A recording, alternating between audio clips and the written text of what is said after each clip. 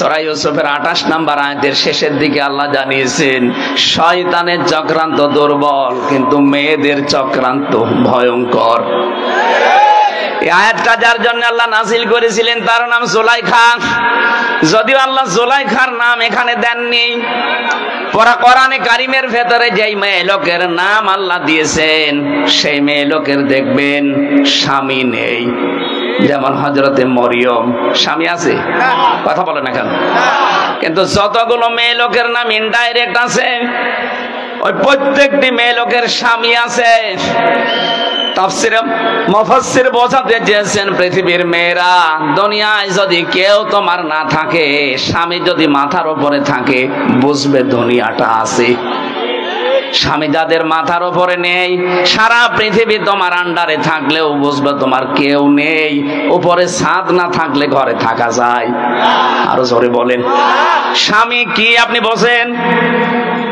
স্বামী যে কি জিনিস, কোথায় রাখা দরকার আপনি জানেন? নবীজি মাঝে মাঝে বলতেন, মেয়েরা আল্লাহ বাদে সেজদা দেওয়া জায়েজ নেই। আল্লাহ পাক বাদে যদি সেজদা দেওয়া জায়েজ থাকতো, মেয়েদের কানের কাছে মুখ নিয়ে বলতাম, মেয়েরা যা করো স্বামীর পায়ে সেজদা করো। কোথায় তাদের মর্যাদা আপনি টের পাননি? আজ যারা স্বামীকে বাদ দিয়ে অন্য জায়গায় উল্টাপাল্টা কাজ করে বেড়াচ্ছেন, আপনি জেনে নেন, আপনি বুঝে নেন, বিশ্বাস করেন আপনি জাহান্নামী। প্রশ্ন আসতে পারে, আমার স্বামী চরিত্র ভালো না, ও একটু খারাপ, এই কারণে আমি লাইন করেছি। আপনার স্বামী কি ফেরাউনের চাইতেও খারাপ? এক কথা বলে না কেন? আপনার স্বামী যত খারাপ হোক এই পৃথিবীতে, ফেরাউন মার্কা স্বামী তো না। শুধু আল্লাহর উপরে ঈমান আনার কারণে তার নিজের স্ত্রীর হাতের ভেতরে ব্রেক লাগিয়েছে, পায়ের ভেতরে শলাকা লাগিয়েছে, কপালের ভেতরে ব্রেক লাগিয়ে মাথার উপরে গরম তেল ঢেলে দিয়েছে। আপনার স্বামী কি এই করেছে আপনি বলতে পারবেন? না, দুই একটা একটু চড় থাপ্পড় দিতে পারে। অথচ তারও তো স্বামী কি করেছে আপনি দেখেন। কোরআনে কারিম এটা বলছে আমাদেরকে, إذ قالت رب ابن لي عندك بيتا في الجنة إلى آخر آية।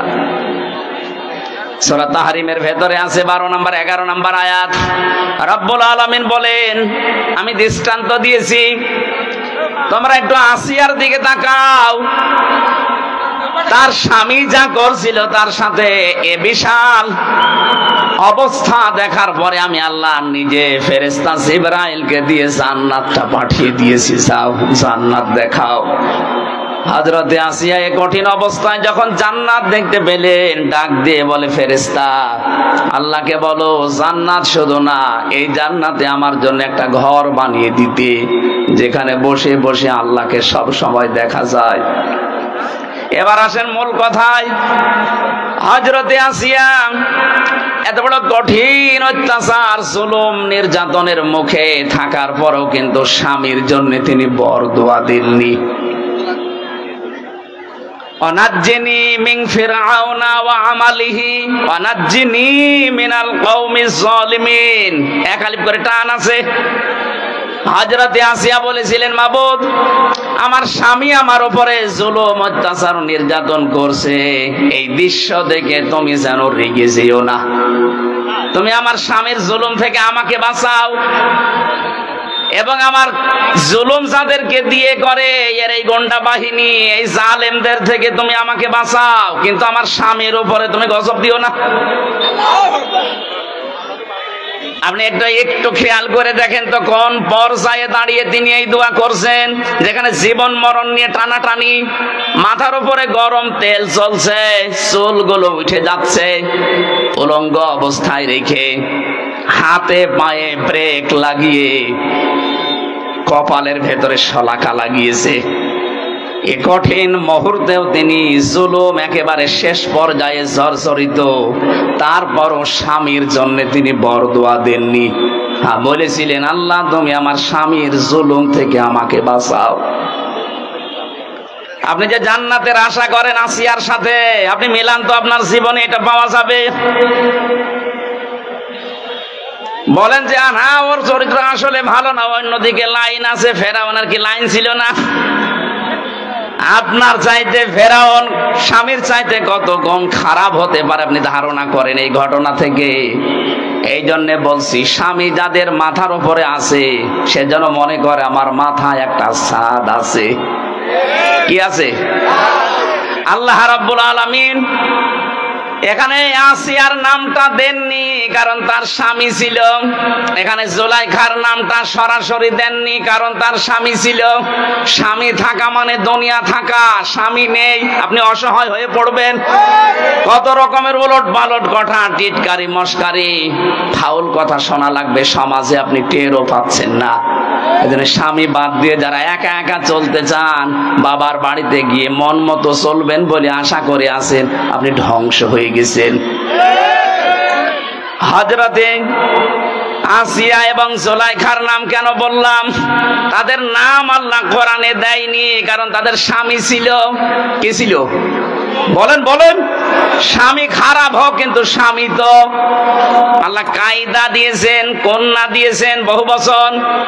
কেন আল্লাহ তার নামটা দিয়ে দিলে তো হয়েছে তো কি? ইন্না কাইদি কন্নি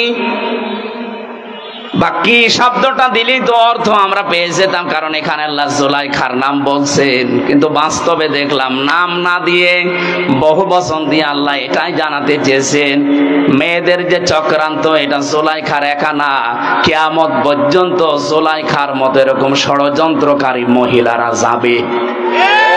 আমার মনে হয় ওইটা একটা বাংলাদেশে আমরা পেয়েছিলাম। এক কথা বলে না কেন? এর এই ষড়যন্ত্রের কারণে হাজারো আলেম এই 15.5 বছরে জেল খেটেছে। হাজারো মানুষ মানবতা ধ্বংস করেছে এই চক্রান্তের কারণে। পাশের রাষ্ট্রে ছিল মায়ানমারে আরেকজন, ওর চক্রান্তে কত লক্ষ লক্ষ মানুষ দুনিয়া থেকে বিদায় নিয়েছে। ও নাকি শান্তিতে নোবেল পেয়েছে। ওর কারণে কত মানুষ এই দুনিয়া থেকে বিদায় নিয়েছে, আদম সন্তান। কথা বলেন ঠিক কিনা? আমাদের যেটা জুলাইখার যাই হোক, এর কারণে কত মানুষ 2732 জন মানুষ অলরেডি এ দেশ থেকে কিছুদিন আগে মরে গেল। এজন্য ওনার নাম এখন আপনি ইন্টারনেটে সার্চ দেন, 6 জনের নাম পাবেন পৃথিবীতে হত্যাকারী গণহত্যার তালিকায়। একজন হিটলার, চেঙ্গিস খান, বাকি আমাদের পাশে রাষ্ট্রে আছে যিনি, ওনার নাম আছে, আর যিনি পালিয়ে ওনার কাছে গেছে ইনার নাম আছে। বাকিগুলো আমি নাই নাই বললাম। আপনি বলেন তো যাদের নাম গণহত্যার তালিকায় কত মানুষের রক্ত যারা চোষণ করেছে। এই যে আমার ফাঁসি চাই এই বইটা আমি পড়েছিলাম, দেখলাম ওখানে লিখেছে মতিউর রহমান রেন্টু সাহেব, উনি নিজে লিখে দিয়েছে যারা পালিয়েছে ওদের 2 জনের অভ্যাস চরিত্র এই ছিল, কেউ যদি মারা যেত তার রক্ত দেখে তারা খুশি হইতো। আমি যেটা বোঝাতে চাচ্ছি আপনাদেরকে, মেয়েদের চক্রান্ত যেহেতু ভয়ঙ্কর, এটা বসে নেই, কিয়ামত পর্যন্ত এটা চলতে থাকবে। এই জন্য নবীজি ইন্তেকালের আগে জানিয়েছেন এই পৃথিবীতে আমার উম্মতের জন্য সবচাইতে ভয়ঙ্কর জিনিস আমি রেখে গেলাম 2টা, তার 1 নম্বরে মেয়ে লোক। এটা থেকে আমাদেরকে খুব সতর্ক থাকা লাগবে। আজ বাংলাদেশে অনেক মেয়ে লোক এখন মেয়েতে মেয়েতে বিয়ে করবে এই স্লোগান তুলেছে। 4-5 দিন আগে কুষ্টিয়াও 2 জন ধরা পড়েছে। ওই 2 জন মেয়ে লোক বলছে আমরা পুরুষ মানুষ চাই না, আমরা মেয়েরা মেয়েরা বিয়ে করব, যদি আমাদের বিয়ে না দেন আমরা 2 জনই মরে যাব। তো আমরা যদি 2 জন মেয়েরা মেয়েরা বিয়ে করতে আমরা কি করছি? কথা বলে না, আমাদের আল্লাহ কি পুতুল বানিয়েছে? আমাদের কোনো কাজ নেই দেশে? চক্রান্তে পা দেওয়া যাবে না, এই সমকামিতা এটা হারাম, হারাম এবং হারাম।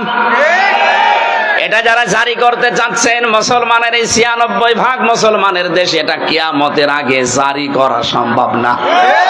আপনাদের স্বপ্ন সাধ কোনোদিন পূর্ণ হবে না একজন মুসলমানের দেশে জীবিত থাকতে। কথা বলেন ঠিক কিনা? এই জন্য আপনার মেয়েকে, আপনার বউকে, আপনার পুত্রবধূকে আপনি বেড়াতে নিয়ে যাবেন, কিন্তু সাবধান, ওয়ালা তাকরাবা হাদিহিস শাজারা। যদি আল্লাহর নিষিদ্ধ কোনো বর্ডার এসে যায়, যেমন পর্দা লঙ্ঘন, এটা একটা বর্ডার লঙ্ঘন করা। কথা বলেন না কেন? আল্লাহ পাক কোরআনে 500টা বর্ডার দিয়েছেন। আপনার মেয়ে, আপনার বউ, আপনার পুত্রবধূ, আপনার মা, আপনার বোন বেড়াতে যাবে, কোনো অসুবিধা নেই, কিন্তু এমন জায়গায় নিয়ে যাওয়া যাবে না যেখানে গেলে নিজেরও পর্দা থাকে না, বউরও পর্দা থাকে না। এরকম অনুষ্ঠান দেশে নেই? বলেন। এই যে বরযাত্রী যারা বউ মেয়ে ছেলে নিয়ে যায়, পর্দা থাকে? বলেন। 14 জন পুরুষ ছাড়া অন্য কারো সাথে আপনি দেখা করতে পারবেন না। আপনি একজন মহিলা, কয়জন? 14 জন পুরুষ বাদ দিয়ে কারো সাথে দেখা করলে আপনার চোখ নিম্নগামী হবে, লজ্জাস্থান পবিত্র রাখা লাগবে। আমার মনে হয় বিবাহে বরযাত্রী যারা যায়, ওদের আর কিছু না হোক, চোখের জেনা হতেই আছে। আজকে থেকে এখন আর বরযাত্রী যাবেন না, কারণ এটা ইসলামে নেই। ইসলামে আছে অলিমা। জানি আপনি মানবেন না, কারণ এই দেশে অলিমা নেই, এদেশে আছে বরযাত্রী। নবীজি বানিয়েছেন অলিমা, আর আমরা বানিয়েছে বরযাত্রী। এটা হিন্দুদের কালচার। তাফসীর মাহফিল দিয়েছেন কিছু নেওয়ার জন্য, অন্তত এইটা নবীজির কাছ থেকে নেওয়া যাবে না। আমরা যারা অন্তত ছেলের বাবা আছি, আজকে থেকে সিদ্ধান্ত নেন, নবীজির বাইরের এই হিন্দুদের কাজ আমরা আজকে থেকে আর করব না। অন্তত যতদিন বেঁচে আছি কোনদিন আর বরযাত্রী যাব। কারা কারা যাবেন না হাত তোলেন তো। এই আন্দাজে হাত তুলে মরবেন, সামনে আবার যাবেন, আপনি হাত তুলে তো মুনাফিক হবেন। একেবারে অটুট সিদ্ধান্ত নেন, জীবনে বরযাত্রী যাব না। তারা তোলেন না, হাত তুলছেন না, তার মানে এলাকায় সমস্যা আছে। হ্যাঁ, সমস্যা থাক, আপনার মানার দরকার নেই ভাই। আমার ওয়াজ করার দরকার করে যায়, আপনি শোনার দরকার শুনি যান। কি আশ্চর্য গো! অলিমা করবেন কারা কারা? অলিমায় যাবেন হাত তোলেন তো। হ্যাঁ, বোঝা গেছে, খাওয়া যেখানে আমরা সেখানে। ইসলাম এই দেশে আমরা এমন ভাবে মানছি যে ইসলামে খাওয়া আছে সেখানে আমরা আছি, খাওয়া নেই সে যত বড় ইসলাম হোক ওখানে আমরা নেই। কথা বলে না কেন? আপনি ইসলামের নিয়ম নীতিগুলো দেখেন, এদেশে যা পালন হয়, মানুষ মরে গেলে খাওয়া, মানুষ জন্ম নিলেও মুসলমানি দেয়, এরপরে খাওয়া, জন্মের দিনেও খাওয়া, সবে বরাতে খাওয়া, সবে মেরাজে খাওয়া, সবে কদরে খাওয়া, দই রোজা, দই ঈদে খাওয়া, কেউ দাওয়াত দিলে সে যে অনুষ্ঠানেই হোক শুধু খাওয়া। বলেন, খাওয়া ছাড়া ইবাদত এদেশে কি আছে? যেটা ইবাদত সেটা কিন্তু নেই। কি সেটা কি আমরা আজকের আয়াত দিয়ে প্রমাণ করব ইনশাআল্লাহ। তাহলে আদম আলাইহিস সালামকে আল্লাহ বর্ডার দিয়েছিলেন, বর্ডার পার হলে আপনি জালেম হয়ে যাবেন। আমাদের সামনে সে বর্ডার আছে না বর্ডার উঠে গেছে? আরো জোরে বলেন। এজন্য আমরা এই 500 বর্ডার দুনিয়ায় দেওয়া আছে, বর্ডারের কাছে পর্যন্ত যেতে পারেন, বর্ডার যেন পার না হয়, ক্রস না হয়। বর্ডার ক্রস হলে আপনি জালেম হয়ে উঠবেন, যেহেতু আল্লাহর কাছে সবচাইতে ঘৃণিত জালেম কারা? আরো জোরে বলেন। এজন্য আগামীতে যারাই আসবেন, এই লামে তাকিদ দিয়ে আমি এইটাই বোঝাতে চাচ্ছিলাম এতক্ষণ, আমি যাই করি অন্তত যেন জালেম হয়ে না যায়। অনেকে তো এখনো আন্টি শান্টি বসে বসে আছে, আর একটু পাইছি আর দেখেন কি করি। না, জুলুম করা যাবে না, তাহলে আপনার বাড়ি ঘরও এরকম পরিত্যক্ত হয়ে যাবে হানিফের মতো। এ জেলায় হয়েছে কিনা আমি জানি না, আমার মনে হয় সব গড়িয়ে দিয়েছেন আপনারা, কারণ জালেমদের ওগুলো চিহ্ন রাখে না। আল্লাহ নিজে ফাকতি আদাবিরুল কওমিল্লাযিনা যালামু, জালেমদের গোড়া কেটে দেয় কে? আরো জোরে বলেন। আমি আবার বলছি, যাই করি এই উম্মত যেন জালেম হয়ে না যায়। যদি জুলুম করে ফেলেন, তামাম দুনিয়া আমাদের পক্ষে থাকলেও আল্লাহ বিপক্ষে চলে যাবে। আর যদি আমরা জালেম না হয়ে যদি মাজলুম হতে পারি, এতদিন যা মাজলুম অবস্থায় ছিলাম, সারা পৃথিবীতে এখন সবচাইতে বেশি মাজলুম জাতি আমরা মুসলিমরা। যারা মানবাধিকারের কথা বলে আমাদের পাশের এই দাদা বাবুরা, সবচাইতে বেশি মানবাধিকার লঙ্ঘন হয় তাদের দেশে। আপনি দেখেন ওরা আমাদেরকে এই কথা জানায় যে আমাদের দেশে সংখ্যালঘু নির্যাতন হয়, এটা মিথ্যা কথা। ইসকনের বিরুদ্ধে যেটা হয়েছে এটারা হিন্দু না, এটা হিন্দু কিসের? ইসকন হিন্দুদের সংগঠন নয়। এর প্রতিষ্ঠাতা যেই লোকটা প্রভুপাদ স্বামী, একটা ইহুদি, খ্রিস্টান চার্চে লেখাপড়া করে হিন্দুদের কিছু মানুষকে মোটিভেশন করে ও একটা নতুন হিন্দুদের ধর্মের বদনাম করার জন্য এই কাজটা আরম্ভ করেছিল। সুতরাং ইসকনের নাম নিয়ে আপনি বিশৃঙ্খলা করবেন, আপনাদেরকে কিছু বললে আপনি তারা দুনিয়ায় জানাবেন যে আমাদের সংখ্যালঘু নির্যাতন হচ্ছে। আজকে ভারতে তাকান, অনেক মসজিদ ভেঙ্গে ভেঙ্গে তারা আজ মন্দির বানাচ্ছে। এই কথা বলেন না কেন? বাংলাদেশে ইতিহাস আছে যে কোন মন্দির ভেঙে আমরা আজ পর্যন্ত মসজিদ বানিয়েছি? গতকাল ওরা জানিয়েছে আজমির শরীফের নিচে নাকি 1000 বছর আগে মন্দির ছিল, এখন ওইটা ভেঙে মন্দির বানাবে। এই ভুয়া কথা তুলে যদি আজমির শরীফে হাত দিতে চান, বাংলাদেশের ঢাকার ইসকন মন্দির যেটা স্বামীবাগে, এখন যদি বলি যে এটা 500 বছর আগে এখানে মসজিদ ছিল, এখন নেন ঠেলা। আর জালেমরা যখন কারাগারে যায়, জালেমরা যখন আদালতে ওঠে, তখন আমার মাঝে মাঝে মনে হয় দেখ কেমন লাগে। আমাদের যখন নিয়ে যেত আদালতে মাজায় দড়ি দিয়ে, ওরা ফিসাফিসি করতো, এর কাছে ও বলতো দেখ কেমন লাগে। এখন আপনাদের এই দৃশ্য দেখে তো আমার মনে হচ্ছে দেখ কেমন লাগে। আজমির শরীফে হার দেবেন দেন, আল্লাহর ঘর মসজিদ গুলো ভাঙছেন ভাঙেন, 2-3 বছর পরে দেখবেন সারা পৃথিবীর যেখানে হিন্দু আছে তখন বলা হবে যে এখানে 1000 বছর আগে আমাদের মসজিদ ছিল। কি করবেন তখন? আপনারা সংখ্যায় তো বেশি না, তামাম দুনিয়ায় সবচাইতে বেশি খ্রিস্টান ধর্মের মানুষ, এরপরে আমরা। এই কথা বলেন না কেন? খ্রিস্টান 250 কোটি আর আমরা 200 কোটি, হিন্দু আছে 130 কোটি। এক একজন যদি এক একজনকে আপনি ভাগ করে দেন তাও তো পারবেন না। সুতরাং যে ষড়যন্ত্র আরম্ভ করেছেন এটা থামান। ইউনূস সাহেবের এক কথায় আপনার সব উল্টাপাল্টা হয়ে গেছে, তাও তো কিছু করে নাই। ইউনূস সাহেব যদি যা বলেছিল ওইটা করতো, এতক্ষণ পর্যন্ত ভারত এই 7 সিস্টার সব ভেঙ্গে গুড়িয়ে যেত। ওনাকে দুর্বল মনে করবেন না, ওনার পেছনে যা আছে আপনি টের পাচ্ছেন না। আজকে সকালবেলা আমি 45 মিনিট দেখেছিলাম আমাদের টকশো গুলো, পাগল হয়ে গেছে। এই জন্য যেহেতু রেকর্ড হচ্ছে, সারা দুনিয়ায় যাবে এটা, এটা শুধু এখানে সীমাবদ্ধ নেই। এই জন্য কথাগুলো বললাম। যারা এই ষড়যন্ত্রে মেতে আছেন, কিছু দালাল মিডিয়া সহ, আপনারা থামবেন। এই হাওয়া দিয়ে উস্কানি দিয়ে মানুষদেরকে বিপদে ফেলে দিয়েন না। হাজারো মানুষ কিন্তু জীবন হারাবে এই উস্কানিতে পা দিলে। আমরা এরকম কোন উস্কানিতে, ফেসবুকের কোন উস্কানিতে পা দেব না ইনশাআল্লাহ। আমরা যেন জালেম না হই, মাজলুম থাকি। আল্লাহ আমাদেরকে মাজলুম বানান, জালেম না বানান। বলেন আমিন।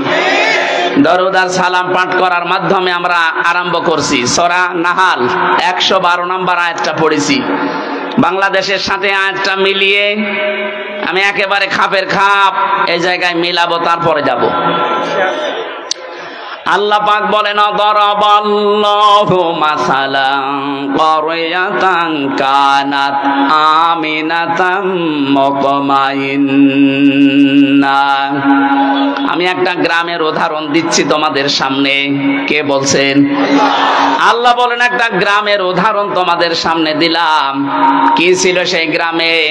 2টা কথা আয়াতে আল্লাহ দিলেন। কানাত আমিনাতাম মুতমাইন্না। 1 নম্বরে সে গ্রাম ছিল নিরাপদ, 2 নম্বরে ছিল নিশ্চিন্ত। এমন একটা গ্রামের কথা আল্লাহ কোরআনে কারিমে আয়াতে আমাদেরকে শোনাচ্ছেন যে গ্রামের বৈশিষ্ট্য পেলাম কয়টা? আরো জোরে। 1 নম্বরে গ্রামটা নিরাপদ ছিল, 2 নম্বরে গ্রামটা ছিল নিশ্চিন্ত। 1947-এর আগে আমার মনে হয় বাংলাদেশ এরকম একটা বিষয় পার করেছে। কথা বোঝেন? এই দেশটাও ঠিক নিরাপদ এবং নিশ্চিন্তে আমরা বাস করতাম। হঠাৎ করে এই দাদাদের ষড়যন্ত্র মতো দুই পাকিস্তানকে ওরা আলাদা করে দিল, নিজেরা আলাদা হয়ে আমার দুইটাকে এক করে আমাদের আলাদা করে দিল। এরপরে তো আমাদের নিরাপদ এবং নিশ্চিন্ত জীবন উঠে গেছে, সবচাইতে বেশি উঠে গেছে।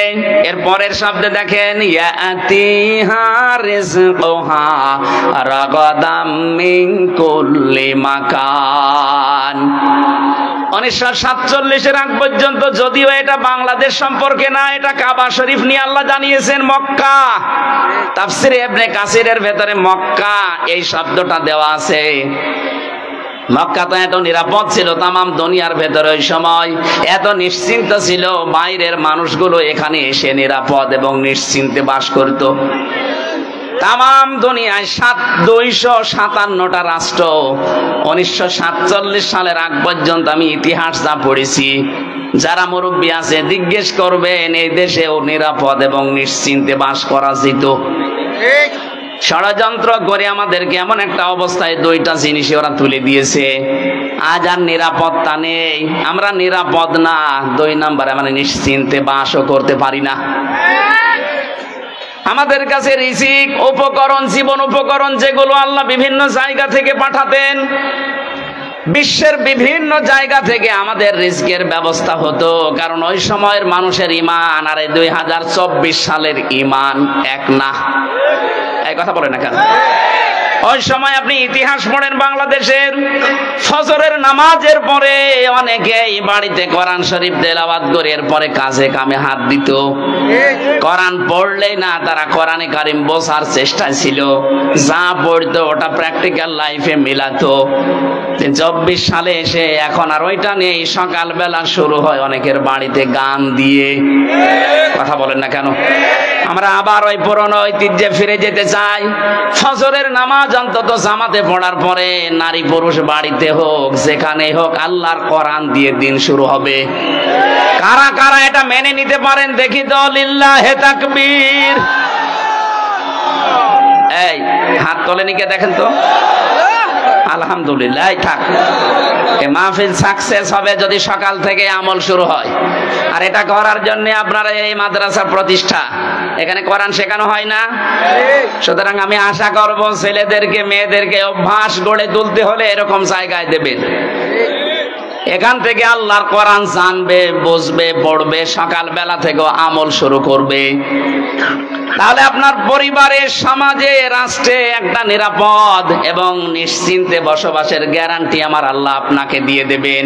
কারণ নিরাপত্তা এবং নিশ্চিন্ত শহর বানাতে পারেন কে? কোরআনে কারিমে আল্লাহ জানিয়েছেন, ওয়ামান দাখালাহু কানা আমিনা। এই ভালো করে খেয়াল করেন, ওয়ামান দাখালাহু কানা আমিনা। আল্লাহ পাক বলেন, এই যে কাবা শরীফ যেটা, এখানে আসলেই সে নিরাপদ। এখানে আসলে কি কেন? কারণ এই জায়গাটা কন্ট্রোল করছে আল্লাহ ফেরেশতাদেরকে দিয়ে। এই পৃথিবীতে একটাই জায়গা যেখানে তাকিয়ে থাকলে সওয়াব পাওয়া যায়, কাবা শরীফ। যতক্ষণ তাকিয়ে থাকবেন সগীরা গুনাহগুলো আল্লাহ সরিয়ে দেবে, আর একটা একটা করে নেকি লিখতে থাকবে। এখানে এরিয়ার ভেতরে কেউ প্রবেশ করলে সে নিরাপদ পেয়ে যায়, নিরাপত্তা পেয়ে যায়। এটা দেন কে? আরো জোরে বলেন। বাংলাদেশ তো আর কাবা শরীফ না। এই কথা বলেন না কেন? 6000 কিলোমিটার দূর আমরা কাবা থেকে। ওখানে গেলে যেহেতু নিরাপত্তা পাওয়া যায়, স্বস্তি পাওয়া যায়, শান্তি পাওয়া যায়, ভয় দূর হয়ে যায়। তাহলে আমাদের এই 56,000 বর্গ মাইল যদি আমরা নিরাপত্তা দিতে চাই, আল্লাহর কোনো ঔষধ নেই। সূরা আনআম 82 নম্বর আয়াত ভালো করে বাড়িতে মিলাবেন। আল্লাহ পাক বলেন, আল্লাযীনা আমানু ওয়া লাম ইয়ালবিসু ঈমানাহুম বিযুলমিন উলাইকা লাহুমুল আমনু ওয়া হুম মুহতাদুন। বলেন আল্লাহু আকবার। আল্লাহ বলেন, যারা ঈমান আনে আর ঈমানের সাথে কোনো মানুষ যদি তাদের শিরককে মিশ্রণ না করে, আমি আল্লাহ এই মানুষগুলো উলাইকা, যারা এখানে আলেম আছে, উলাইকা দিয়েছেন আল্লাহ যেন এভাবে ইশারা দিয়ে জানিয়েছেন, উলাইকা এই মহেশপুরের জলিলপুরের এলাকার এই মানুষগুলো লাহুমুল আমনু, এদের জন্য নিরাপত্তা। তাহলে আমরা যদি বাংলাদেশের 56,000 বর্গ মাইলকে শান্তি স্বস্তি নিরাপত্তা দিয়ে ঢেকে রাখতে চাই, এ দেশ থেকে জুলুম আর শিরিক বিদায় করা লাগবে। কথা বলেন না কেন? এদেশে জুলুম আছে না নেই? শিরিক আছে না নেই? সব চাইতে বড় শিরিক আমার আল্লাহর সাথে এখনো অনেকে করছেন, নাকি এটা বলবো না? আমি আগে আয়াতটা বলি, তারপরে আমার গাড়ি আর দোষ আসবে না।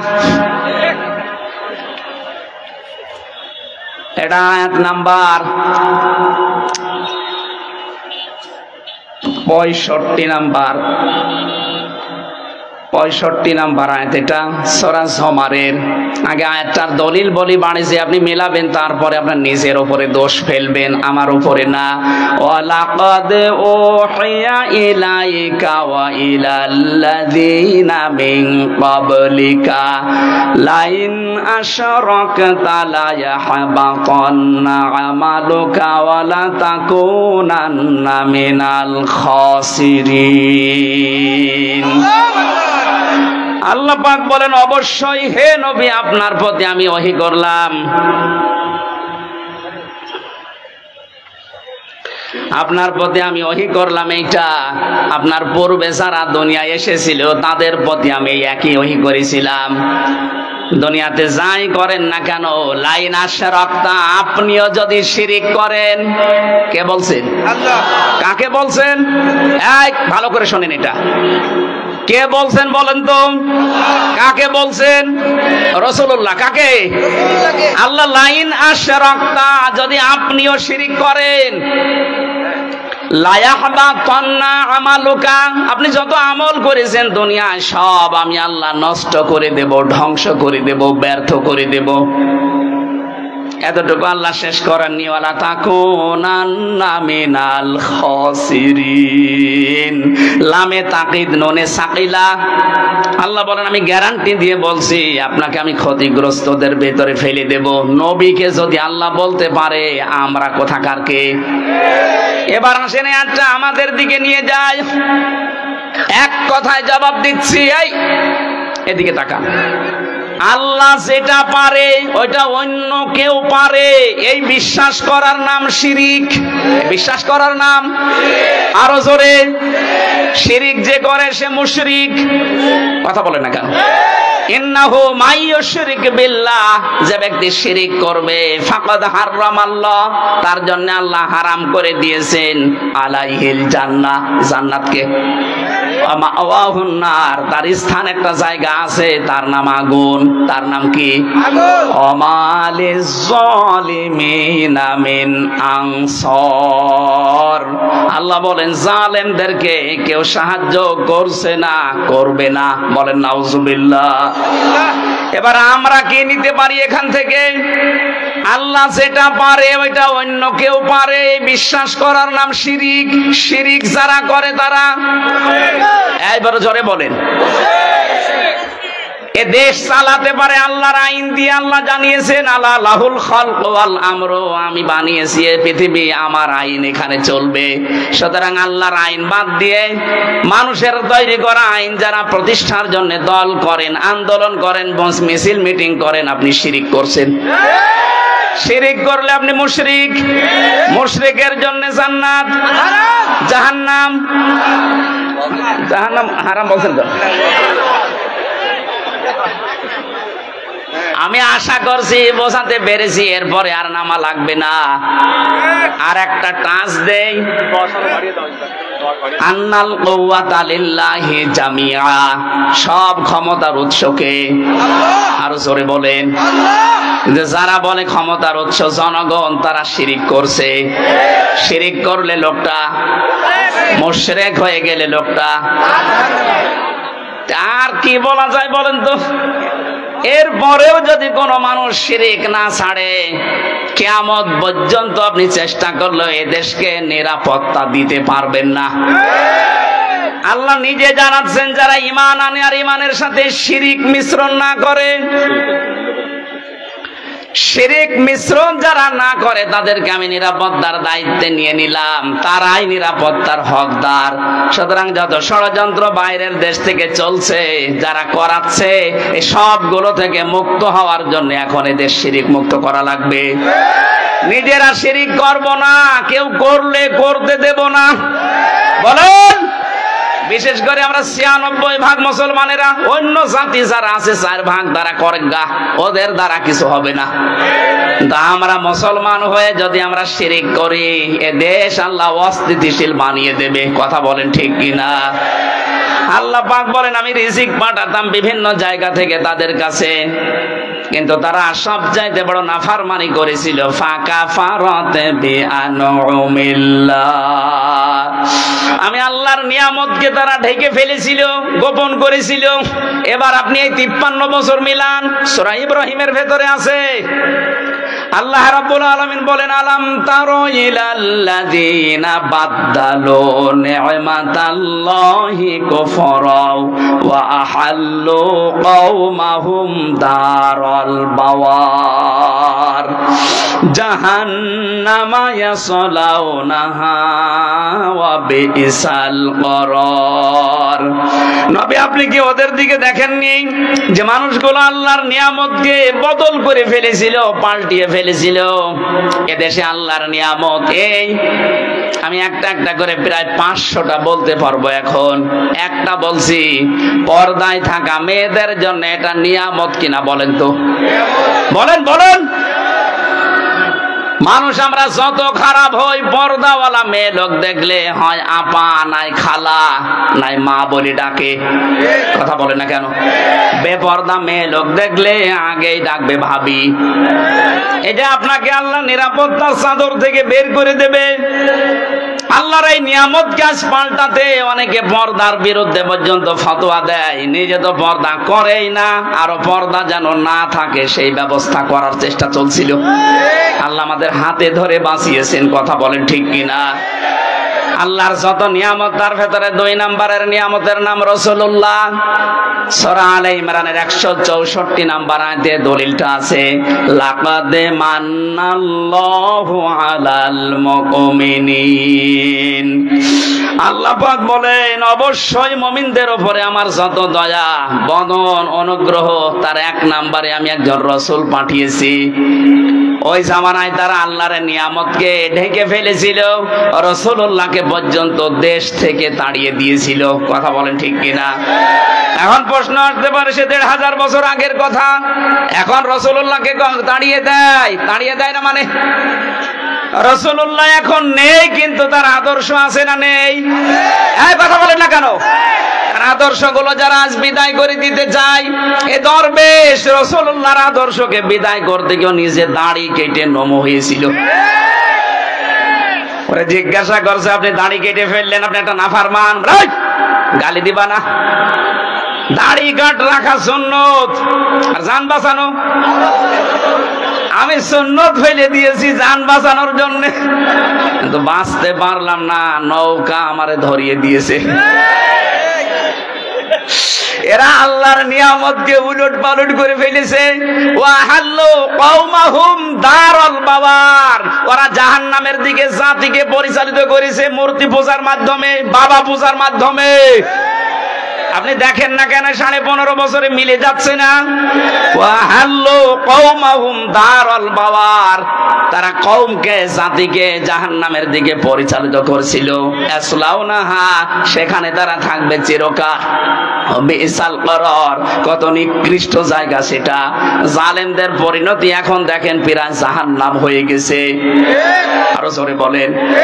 আগামীতে কেউ যদি জুলুম করে তাদের পরিণতি আল্লাহ ঠিক এইটাই করবে। এজন্য শেষে দিয়েছেন ওয়া বিসাল করার। আমি যেটা বলছিলাম, নিয়ামত বেজারার শুকরিয়া আদায় করে না, এই মানুষগুলোকে আল্লাহ দুইটা আযাব দিয়ে পোশাক পরিয়ে দেন। ফাদাকাহাল্লাহু লিবাসাল জুই ওয়াল খাউফ। এক নম্বরে আল্লাহ আস্বাদন করান, মজা চাকান। এত নিয়ামত দেওয়ার পরও যখন মানুষ মানে না, তার এক নাম্বার শাস্তি হিসাবে আল্লাহ ক্ষুধা দেয়, দুই নম্বরে ভয় দেয়। বিমা কানু ইয়াসনাউন, কারণ তারা যা করেছে এর প্রতিদান এইটা। এদেশে 15.5 বছরে আলেমদের উপরে যত জুলুম, অত্যাচার, নির্যাতন হয়েছে, বাংলাদেশ স্বাধীন হওয়ার পর থেকে এত বেশি হয়নি। কথা বলেন ঠিক কিনা? ওই জামানায় তারা রাসূলুল্লাহকে মানে নাই, কষ্ট দিয়েছে। এই জন্য আল্লাহ ভয়ের পোশাক, ক্ষুধার পোশাক তাদেরকে পরিয়েছেন। এই জামানায় যারা রাসূলের নেই, কিন্তু রাসূলের উত্তরাধিকারী আলেমরা আছে, এদেরকে যারা সম্মান দেয় না, এদের মতামত নেয় না, এদেরকে আরো জুলুম, নির্যাতন, অত্যাচারের জর্জরিত করে, তাদের জন্য আল্লাহর শাস্তি দুইটা। এক নম্বরে দুর্ভিক্ষ, খাবার থাকলে আপনি খেতে পারবেন না। জেলখানা এখন যারা আছে, এই যে জালেম গুলো ধরা পড়েছে, আপনি তাকান, এদের টাকা পয়সা কম নেই। এই যে আমর সাহেব টাকার উপরে ঘুমাইতো, কর্নেল ফারুক খান, ওর খাটের নিচে কত টাকা পাওয়া গেছে। সব চাইতে বড় ধনী বাংলাদেশে এই দরবেশ, অথচ এখন আমাদের মতো এই মাটিতে এখন শুয়ে আছে ফ্লোরে। বাইরের থেকে যদি কেউ টাকা পয়সা তাদের জন্য না পাঠায়, জেলে যে অবস্থা দেখেছি, ও এমনি টেনশনে মরে যাবে।